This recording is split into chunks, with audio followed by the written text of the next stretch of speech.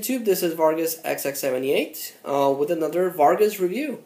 It's been a while since I did one of these videos, but I just got back from watching a movie with my girlfriend that was so awesome that it merited bringing back this video series. And the movie that we went to see is Iron Man 3. Now, here in Mexico, much like what happened with the Avengers, we got Iron Man a full week before it released in the United States. In the US, it's going to release until May 3rd. So, I don't know why that is that we got it here first, but we got it here first and we went to see it. So, because of that, I'm not going to spoil the movie. I'm not going to go into spoilers, which is what I usually do on these videos. I'm just going to talk about my general thoughts and not spoil any plot elements, or hopefully not try to spoil any plot elements. We actually went to see it in 4DX. There's only one screening that, one location that has that, and they only have one theater. But it's basically just a way to immerse people on movies. And what basically that does, it incorporates 3D, so you get your 3D glasses and everything pops out at you. But also, the chairs have movement, or at least the chairs react to what's happening on the movie, so it might tilt or it might shake. Also, they have air vents on the front of the theater, on the front seat, to the guy in front of you, and on the back. So if anything happens, like there's an explosion, everything will throw air at you, so you feel like you're there. And also, it'll spurt out water if there's anything having to do with water. So, it really immerses people. And I've never actually been in a theater like that. But my girlfriend wanted to see Iron Man 3 that way. So we went, and it was really cool. Like I said, it really does get you immersed in the movie. And I've been looking forward to Iron Man 3 because I wanted to follow up on the events after the Avengers. It's fitting that they would start with Iron Man because if Iron Man 1 wouldn't have been a hit, they wouldn't have gone through with the other movies. So, was looking forward to that. Wanted to see what happened after the alien invasion and everything with Loki. And it's also because the guy that directed it, I forget his name, but he directed this movie and co-wrote the screenplay. But he's the same guy that was involved with Robert Downey Jr. in a movie called Kiss Kiss Bang Bang, also with Val Kilmer. If you have a chance to watch that movie before watching Iron Man 3, I would recommend you do so, because that way you might get an idea what to expect on Iron Man. But the movie itself is really cool. It has a lot of amazing special effects. Just what they do with the armor itself is very impressive. What they're able to achieve with that. Also, it has a lot of really funny moments, a lot of really cool dialogue with characters talking, especially Robert Downey Jr., who I still, to this day, I've always said that there are people and actors that are born to play a specific role, and Robert Downey Jr. was born to play Tony Stark. I don't know, when I heard that he was going to play Iron Man, I was like, yeah, that totally fits him, because both Robert Downey Jr. and Tony Stark have gone through excess in their lives, and then they found their way, and they're on their road to awesomeness. So Robert Downey Jr. is a great actor, so yeah, he's great in this movie, and he does go through all these things that happen to Tony Stark and plays a character wonderfully. He's dealing with all this thing that happened to him in New York, and which is something that is mentioned on the trailer, so I'm not spoiling anything there. But he's going through a lot of things in him before the resolution throughout the movie, and it's really, really cool. But again, the movie's chock full of funny moments, a lot of action moments. There's actually another scene in the trailer where it has people from Air Force One, which is the plane that blows up at the end,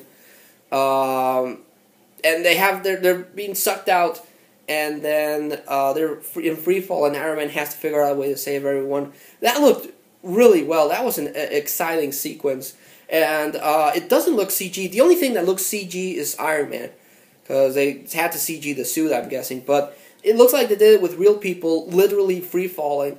So that, if it's real, it was incredibly done with the stunt people. if it's CG, holy cow, they've reached the point where they can pretty much CG anything they want. That sequence was exciting. That sequence was really exciting, and it looked amazing. Really, really well done sequence. So, a lot of action in this movie. Again, a lot of really funny talk, dialogue, funny moments. Out of the three movies, the first one still tops everyone else. The first movie is still my favorite. Iron Man 3, really, really good second, and oddly enough, the second one is my third favorite. Just because Iron Man 3 has a lot of better moments and better dialogue, so I like the third one a lot better. So 1, 3, and 2 in my opinion. Everyone involved is really cool. Again, Robert Downey Jr. is pretty much awesome in anything he does, but especially playing Tony Stark, like I mentioned before. But Gwyneth Paltrow returns as Pepper Potts, and she's great in this movie. They do a lot of really interesting things with Pepper Potts here.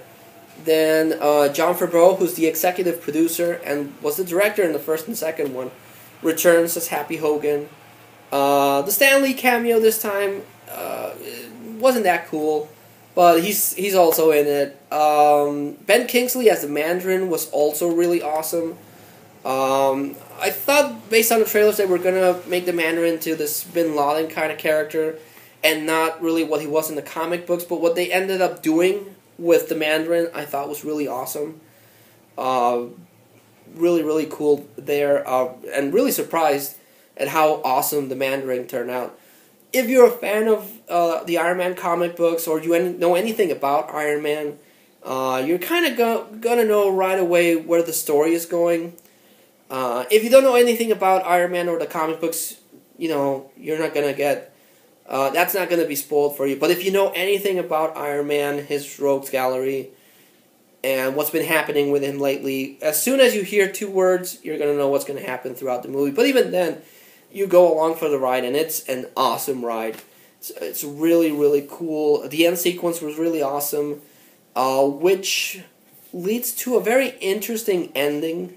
I've heard from other people that are comic book fans and that already went to see it as well. They didn't like the ending. They didn't think it was a satisfying ending, but I enjoyed the ending.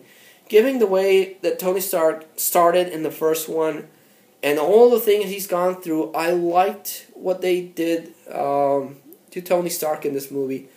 I don't know how they're going to play with this.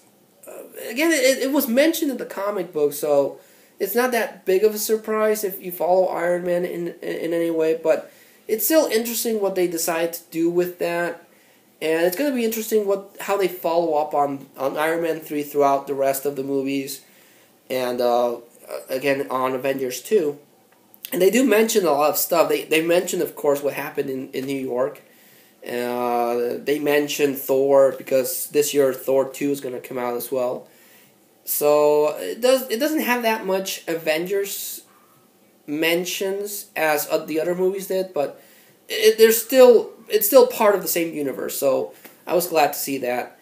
Also, I don't know if they're going to add anything at the end for the US release, but here we did get an end credit sequence, which a lot of people thought was disappointing, but I liked it. I thought it was interesting, and it might be a hint to what Marvel has planned down the road. But in conclusion, I loved the heck out of Iron Man 3. It's a great movie. Definitely recommend everyone goes to watch it, because it really is a good movie. It's a solid movie. I didn't find any flaws, and if I have a chance, I'll go watch it again. Maybe not in 4DX, but regularly, because it's really cool. I'm definitely going to pick it up once it comes out on home video.